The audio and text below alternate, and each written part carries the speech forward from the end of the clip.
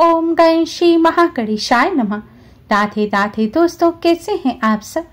दोस्तों, साल की सबसे बड़ी पूर्णिमा शरद पूर्णिमा जो कि इस बार 28 अक्टूबर दिन शनिवार को है, इस दिन चंद्र ग्रहण लगने जा रहा है।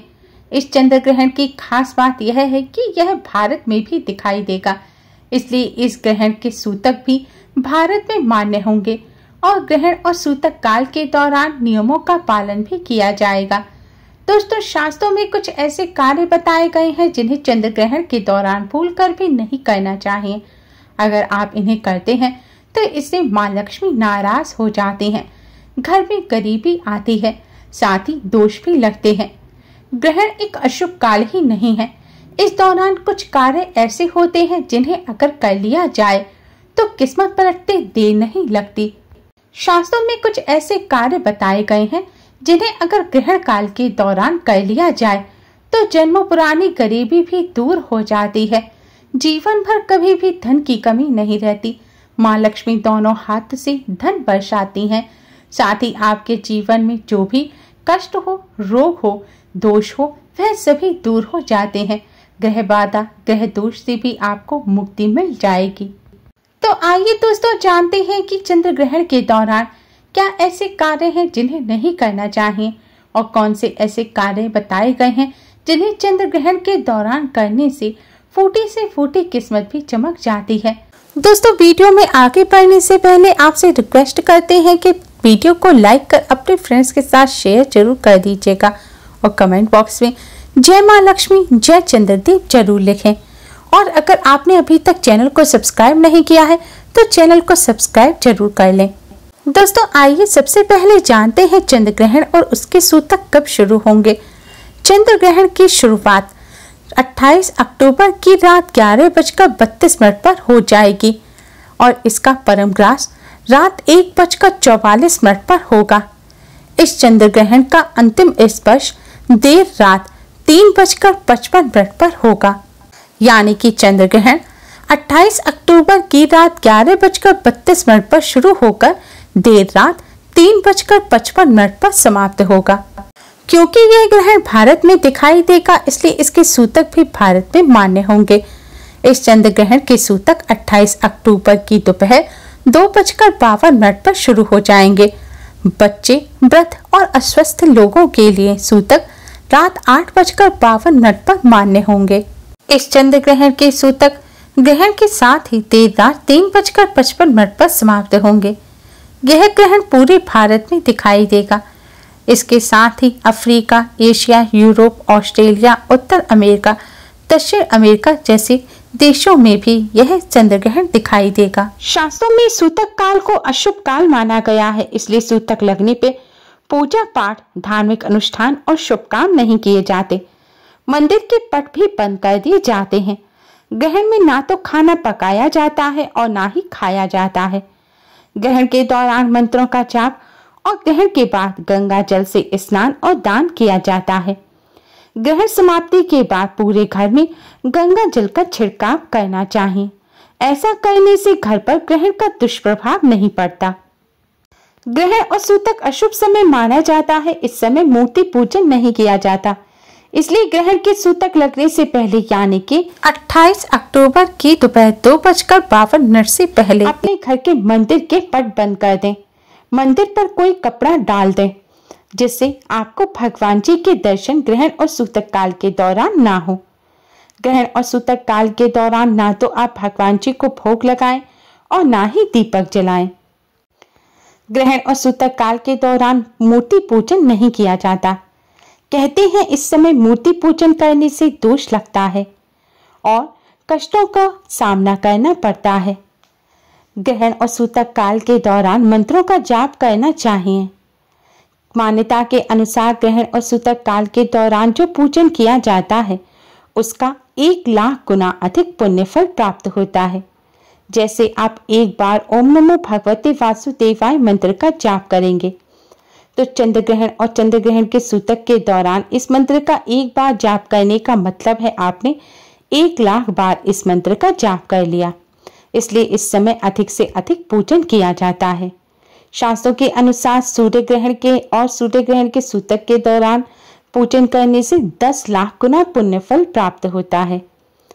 इसलिए ग्रहण और सूतक काल के दौरान अधिक से अधिक मंत्रों का जाप करें।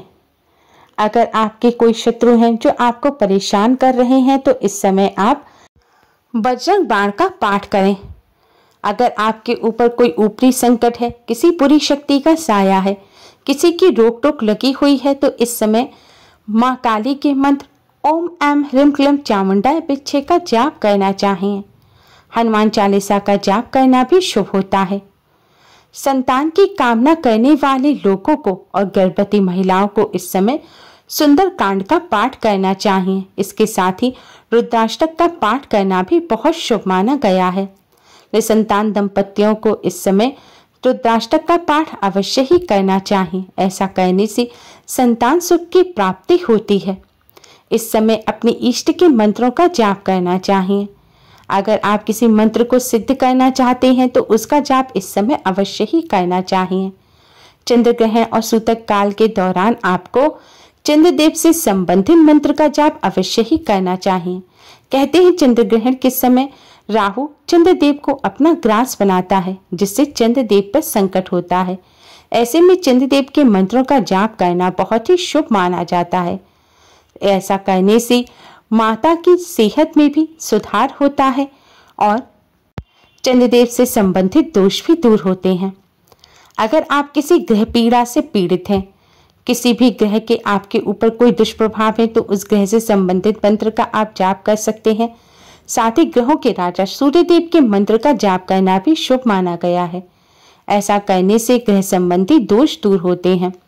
ग्रह पीड़ा को दूर करने के लिए भगवान शिव जी के महामृत्युंजय मंत्र का जाप करना भी शुभ होता है।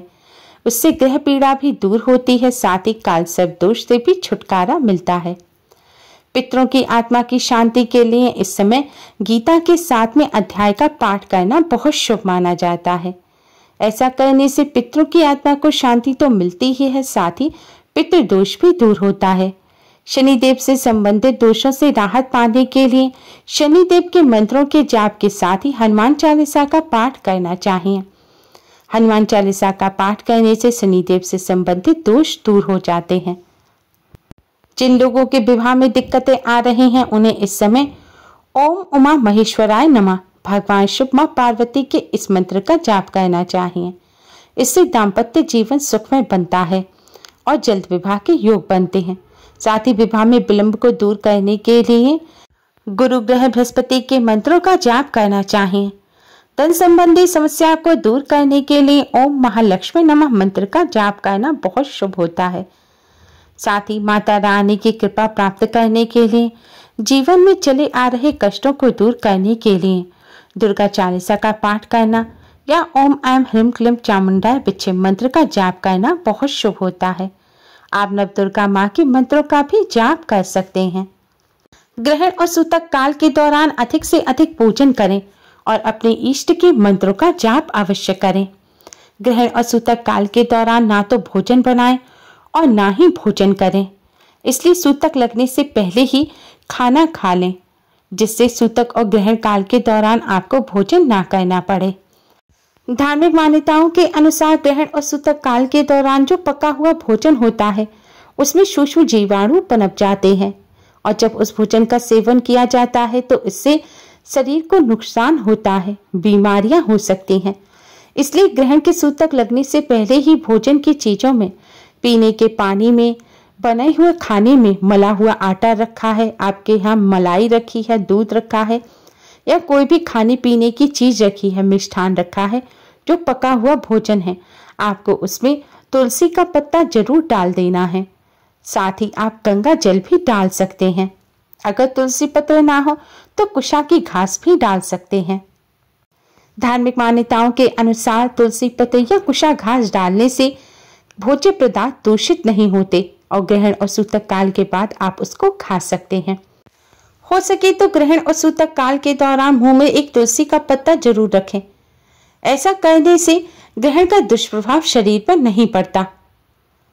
दोस्तों, ग्रहण के दौरान बहुत सी नकारात्मक शक्तियां बढ़ जाती हैं। नकारात्मक शक्तियों का प्रभाव बहुत बढ़ जाता है, इसलिए इस समय ना तो सोना चाहिए, ना ही मलमूत्र त्याग करना चाहिए। इस समय पूर्ण ब्रह्मचर्य का पालन करें, क्रोध ना करें, कोई भी तामसिक कार्य ना करें। कहते हैं इस समय तामसिक विचार अगर मन में आते हैं या आप सोते हैं, लड़ाई झगड़ा करते हैं, तो नकारात्मक शक्तियों का प्रभाव अधिक पड़ता है। इससे जीवन में कष्ट आता है। चंद्र ग्रहण के दौरान गर्भवती महिलाओं को ग्रहण नहीं देखना चाहिए, ना ही घर से बाहर जाना चाहिए। चंद्र ग्रहण के दौरान तुलसी समेत अन्य पेड़ पौधों को भी नहीं छूना चाहिए, ना ही पत्ते तोड़ने चाहिए। ग्रहण और सूतक काल के दौरान घर की साफ सफाई ना करें, कपड़े ना धोएं, सिलाई बुनाई का काम ना करें, सब्जी ना काटें। इस दौरान किसी भी प्रकार का काम नहीं करना चाहिए। विशेष तौर पर गर्भवती महिलाओं को इन सभी बातों का ध्यान रखना चाहिए। गर्भवती महिलाओं को ग्रहण और सूतक काल के दौरान मुंह में तुलसी का पत्ता जरूर रखना चाहिए। ग्रहण समाप्त होने के बाद स्नान कर पूरे घर में गंगा जल का छिड़काव करना चाहिए। मंदिर की सफाई कर तब भगवान जी के सामने दीपक जलाकर उसके बाद ही अन्न जल ग्रहण करना चाहिए। ऐसा करने से ग्रहण के दुष्प्रभाव से बचा जा सकता है। यह चंद्र ग्रहण भारत के पूर्वी भागों में दिखाई देगा। शहरों की बात करें तो पटना, रांची, कोलकाता, सिलीगुड़ी, गुवाहाटी, दिल्ली, नोएडा, कानपुर इत्यादि सभी जगहों पर यह देखा जा सकेगा। उम्मीद है आपको हमारी वीडियो पसंद आई होगी। प्लीज लाइक कर अपने फ्रेंड्स के साथ शेयर जरूर करें और यूजफुल वीडियोस के लिए चैनल को सब्सक्राइब कर बेल आइकन को भी जरूर दबाएं। Thanks for watching. Radhe Radhe.